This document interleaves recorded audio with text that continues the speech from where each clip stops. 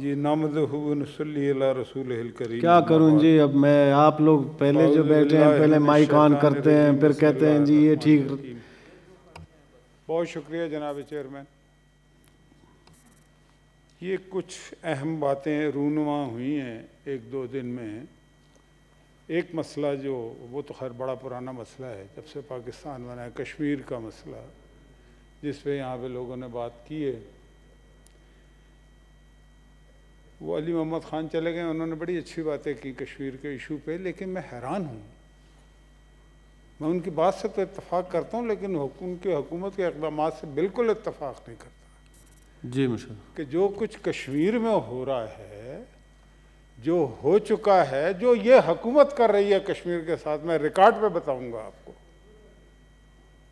मतलब कश्मीरी तो कट रहा है, मर रहा है, खून की एक लकीर है, और वो आगे ही बढ़ता जा रहा है, कुर्बानियाँ देता जा रहा है। और वो कह रहा है कि शौक़ से शहर पनाहों में लगा दो हमको, हम चटाने हैं, कोई रेत का साहिल तो नहीं। और वो उनकी जो तहरीक है वो अफजल गुरु से शुरू होती है। मकबूल भट्ट कभी कुर्बानी देता है, तहाड़ जेल में फांसी चढ़ जाता है, अफजल गुरु भी चढ़ जाता है। फिर बुरहान वानी जो है उसकी तहरीक आज़ादी है, फिर रियाज नाइको है, फिर जुनैद है, फिर आसिया इंदराबी है, उसका खाविंद है जो 26 साल से जेलों में है। यासीन मलिक आज भी जेल में है, उसकी बेटी जो है जो चकवाल की रहने वाली है वो फिर रही है कश्मीर के लिए। ज़रा मैं ये इसलिए बताना चाहता हूँ, पता तो लगे। और फिर उसके अलावा अली गिलानी जैसे बुज़ुर्ग जो बहुत ज़्यादा एजिड हैं, लेकिन किस जवा हिम्मती के साथ वो उस परचम को बुलंद किए हुए हैं। मीर वाइज उमर फ़ारूक हैं, फिर नज़ीर गिलानी हैं, फिर नक्शबंदी साहब हैं, फिर मोहम्मद शाल साहब हैं, फिर सलाउद्दीन साहब हैं, फिर हुर्रियत कॉन्फ्रेंस और हिज़्बुल मुजाहिदीन और उनके लीडरान और उनके उनके उनके उनके मुजाहिदीन हैं। ये सारे लगे हुए हैं, इधर से भी हैं, रशीद तुराबी हैं वहाँ से, और दीगर लोग हैं। हमारे मुल्क में मुख्तलिफ जमातें हैं जिन्होंने ये अलम बुलंद किया हुआ है। लेकिन जनाबे वाला इस मुल्क में जिसमें हम रह रहे हैं, जिसके परचम में वो अपने शहीदों को लपेटते हैं मकबूजा कश्मीर के लोग, उस मुल्क का पीटीवी क्या कर रहा है?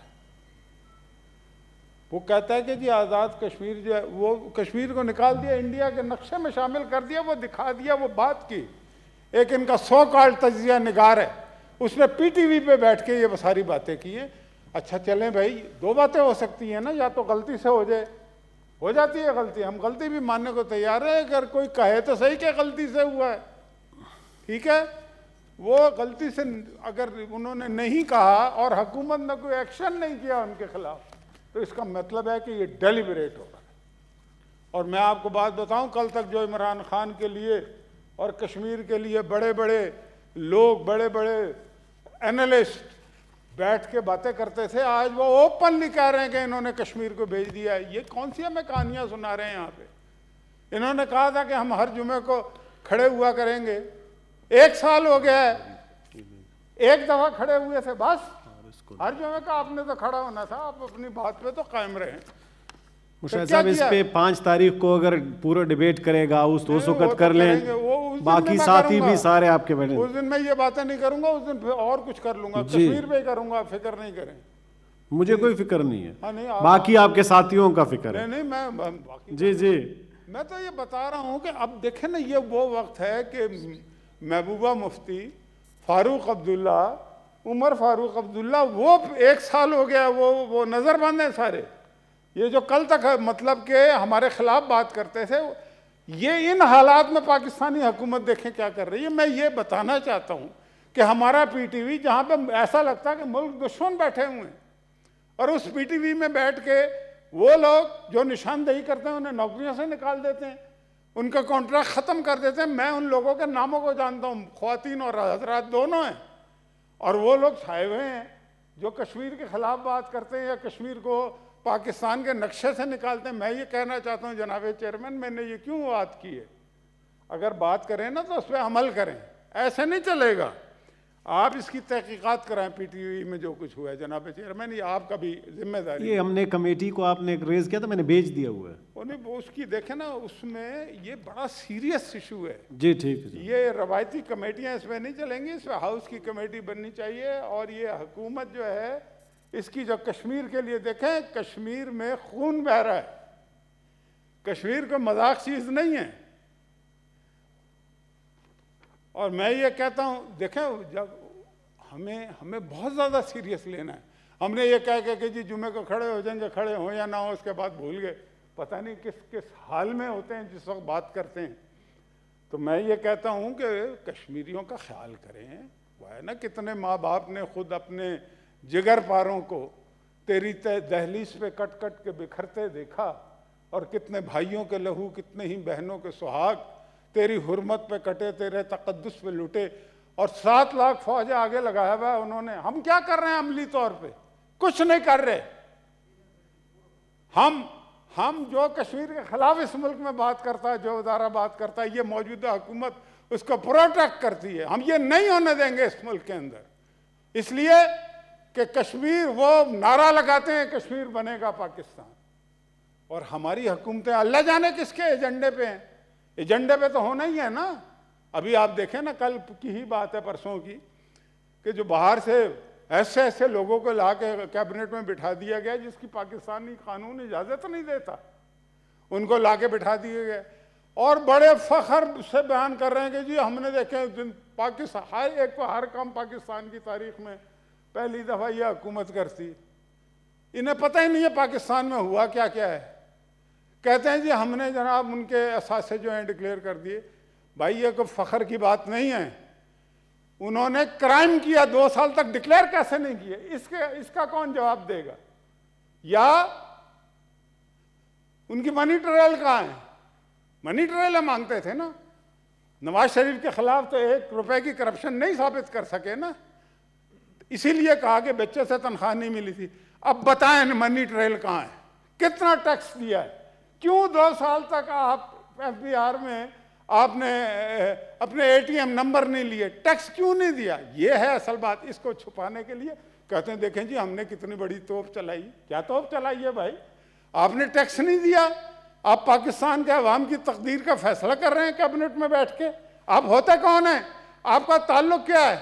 और मैं ये अपने भाइयों से कहना चाहता हूं जो पीटीआई के असल लोग हैं, कि उनका पीटीआई से कोई ताल्लुक नहीं है। वो आए हैं, वो सारे एटीएम हैं, इन्हें ख्याल करना चाहिए। ये अली मोहम्मद खान आ गए, इन्होंने बड़ी अच्छी बात की, लेकिन इनकी बात इंडिविजुअल बात है। इनकी हुकूमत उसकी इनकी बात का बरक्स कर रही है। जो लोग लाके बिठाए गए हैं उनका कश्मीर से क्या ताल्लुक है? कहते हैं जी बड़ी बहुत कर दी है हमने।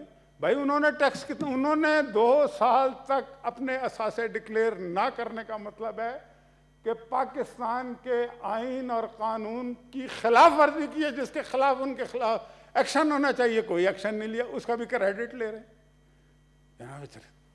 यह अजीबो गरीब तमाशा मचाया हुआ है इस हुकूमत ने।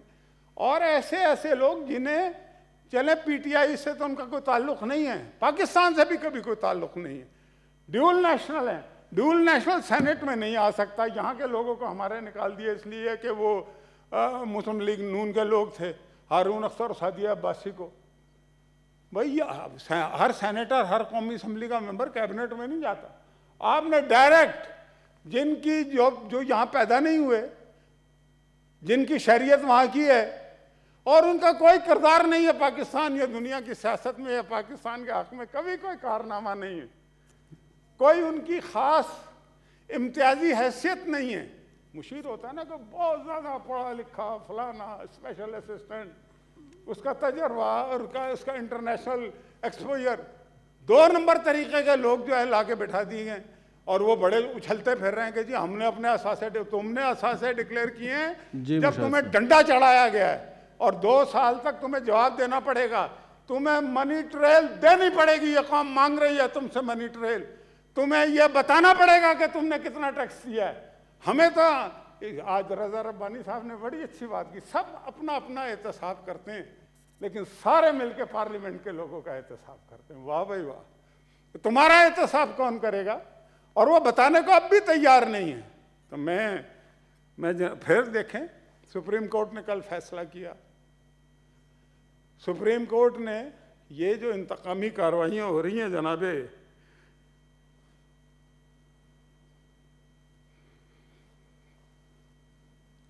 ये जो इंतकामी कार्रवाइयाँ हो रही हैं नैब के ज़रिए से, जो सिर्फ अपोजिशन के ख़िलाफ़ हुई हैं, अब साद रफ़ीक और सलमान रफ़ीक कल होंगे तो बड़े खुश, लेकिन मुझे बताएं ना कि 2 साल उनके बच्चों ने तो तकलीफ़ उठाई है ना, उसका कौन जिम्मेदार है? खाकान अब्बासी के कल उन्होंने सारे अकाउंट सीज कर दिए। ये वही खाकान अब्बासी है जिसके बारे में ये कभी सोचा नहीं होगा किसी ने कि ये जो मौजूदा हैं हमारे इमरान खान, इन्होंने बाहर के मुल्क में जाके कहा कि जी मैंने उसको अंदर कर दिया, लो जी, खुदा का नाम लो। अच्छा, बात यह है कि ये सारे कुछ काम करने के बाद आपकी सुप्रीम कोर्ट ने आपके मुंह को काला कर दिया। इस हुकूमत को भी खाली नैब को नहीं किया, नैब और हुकूमत का गठजोड़ है, इन दोनों का मुंह काला हुआ है और इन दोनों ने मिलके मुंह से कबूल किया है। बुज़दिल इतना है, फिर कहते हैं जी हमारे तो दौर में हुआ ही नहीं है मुकदमे दर्ज। भाई हमारे दौर में हुए हैं, जिस दौर में हुए, हमने तो अपने दौर में आपके खिलाफ कोई मुकदमा नहीं दर्ज किया था। बात यह कि आप मनी ट्रेल मांगते थे ना, अब क्यों नहीं मांगते? अब क्यों आपके मुंह सिल गए? और सुप्रीम कोर्ट के फैसले के बाद मैं कहता हूँ, लोग कहते हैं कि नैब इस्तीफा दे, मैं कहता हूँ हुकूमत को इस्तीफा देना चाहिए जी। ठीक, इसलिए कि ये मिले हुए थे उससे। इन्होंने देखें, नैब ने ये कहा कि अगर मैंने हुकूमत के खिलाफ कोई एक्शन किया तो ये हुकूमत गिर जाएगी। इसका मतलब पता है क्या? इसका मतलब ये है कि ये हुकूमत जो है ये करप्ट हुकूमत है और हम नहीं करेंगे इनके खिलाफ एक्शन। ये उसने कहा, मैंने नहीं कहा। तो भाई अभी कल की बात है, मतीउल्लाह जान को उठा लिया है। क्यों उठाया है? कैसे उठाया है? किसने उठाया है? ये बातें किसने बतानी? ये हुकूमत ने बतानी है, किसी और ने नहीं बतानी। ये आप जिम्मेदार हैं। उसको जो तकलीफ पहुंची है, इस मुल्क के आवाम को जो तकलीफ पहुंची है, उसके बच्चे और बीवी को तकलीफ पहुंची है, वो अपनी बीवी को लेने गए, आपने उसको उठाया, वहां पे मारपीट की है और सब रात गए उसको छोड़ दिया और बड़ी खुश हो रहे हैं कि जी वो प्राइम मिनिस्टर ने ड्यूटी लगाई थी, छोड़ दिया। भाई आप जिम्मेदार हैं, आप बताते क्यों नहीं, मुंह क्यों नहीं खोलते? पहले तो बड़ी बातें करते थे आप हमारे दौर में और हम आपको कुछ नहीं कहते थे। आपने पीटीवी पे कब्जा कर लिया, हमने कुछ नहीं कहा। ये कहते ना हमारे दौर में तो नहीं हुए। आपने जमहूरियत की खबर बना दी, हमने कुछ नहीं किया।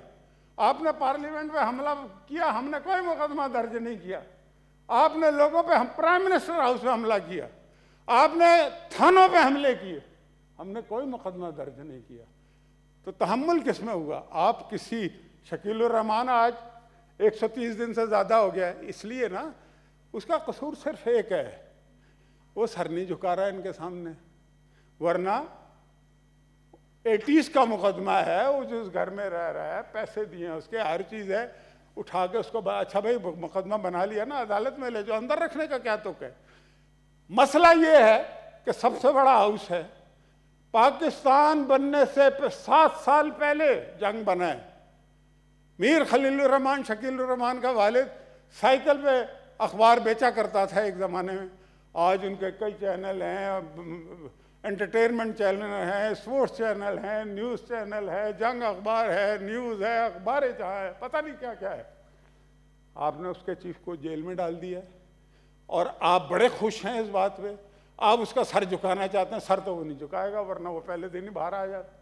तो सर अगर झुका रहा होता तो फिर तो अंदर रहने की, आप सर अगर कोई झुका दे, कोई चोर हो, उचक्का हो, डाकू हो, इस मुल्क को लूट रहा हो, वो कैबिनेट का मेंबर होता है, सारे नहीं। लेकिन ये अमली तौर पर साबित हुआ है।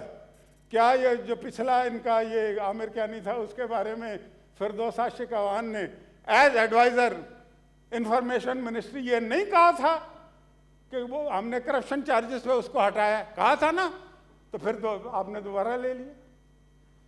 और बहुत सारे स्कैम आए हैं, कैसे बड़े बड़े, और हर रोज़ माल बनाया जा रहा है। क्या सूबों में जो आपके अंडर में और क्या वफाक में ये सेहत वाले ये बैठे हुए इस हुकूमत में, ये गवाही देंगे मेरी, अगर ना दे तो मुझे पकड़ लो, इनका ताल्लुक है। तो यार आप फिर बातें आप बड़ी बड़ी करते, क्रेडिट लेते। इस 2 साल में इस मुल्क का के साथ जो कुछ हुआ है ना, ए वतन ये तेरा उतरा हुआ चेहरा क्यों है, और गुरफा व बाम शबिस्ता में अंधेरा क्यों है, और दर्द पलकों से लहू बन के छलकता क्यों है, और एक एक सांस पे तनकीद का पहरा क्यों है, और किसने माँ बाप की सी आंख उठा ली तुझसे, छीन ली किसने तेरे कान की बाली तुझसे। तो कश्मीर को उस स्पिरिट में लें जो अली मोहम्मद खान की इस अकेले की है। ये मैं आपको बता रहा हूँ, हुकूमत ने कश्मीर का सौदा कर लिया। और ये मैं नहीं कह रहा, टीवी पे बैठ के इनके तजिया निगार कह रहे हैं, इनका अमल कह रहा है, इनका अमल कह रहा है। वो जो बेचारा हंस रहा है ना, वो बैठा हुआ है, तो उसको तो हंसना ही है, वो क्या करे, वो भी मजबूर है, मजबूर हैं, वो फल्ला कुछ कह भी नहीं सकते, मुझे पता है आपका। तो जनाब चेयरमैन, एक तो पीटीवी में जो वारदातें पड़ रही हैं और जो कॉन्फ्लिक्ट ऑफ इंटरेस्ट के तहत वहाँ पे ठेके बोर्ड के मेंबर ले रहे हैं, और कश्मीर के नक्शे, ये बाबर रवान है, ये आइडियोलॉजिकल आदमी, इसको पता है कश्मीर क्या चीज़ है, ये बाकी इन लोगों को पता ही नहीं है कश्मीर क्या है, उसकी मुशाहिद साहब प्लीज अब मेहरबानी करेंगे, कंक्लूड करें जी, बहुत शुक्रिया जी। आप मैं 1 मिनट में मेहरबानी करने लगा, 1 मिनट से ज़्यादा नहीं लगाऊंगा, मैं मेहरबान आदमी हूँ, आप मेरे से बड़े मेहरबान हैं। तो ये बाबर रवान भी समझता है इस बात को, ये मजाक नहीं है कश्मीर कि आप चक्कर देते हैं, लोगों को बेवकूफ़ बनाते हैं, कोई बेवकूफ़ नहीं बनेगा। और ये कश्मीरियों को भी पता लग गया, मुझे अफसोस है इस बात का कि वो समझ गए हैं, वो यानी कि उनको कोई अब आस नहीं रही पाकिस्तान से, जो कुछ ये पिछले 1 साल से कर रहे हैं। तो जनाब, एक तो पीटीवी की तहकीकात कराएं कि इन्होंने कश्मीर के नक्शों को इंडिया में क्यों दिखाया है, दीगर वहाँ जो गड़बड़ हो रही है, वहाँ पे लोगों को निकाला जा रहा है, 24 लोगों से 100 लोगों की लिस्ट बन गई है, ये सारी, ये आपका भी मसला है सर, मेरा मसला नहीं है। वमा अलैना इल्लल बलाग।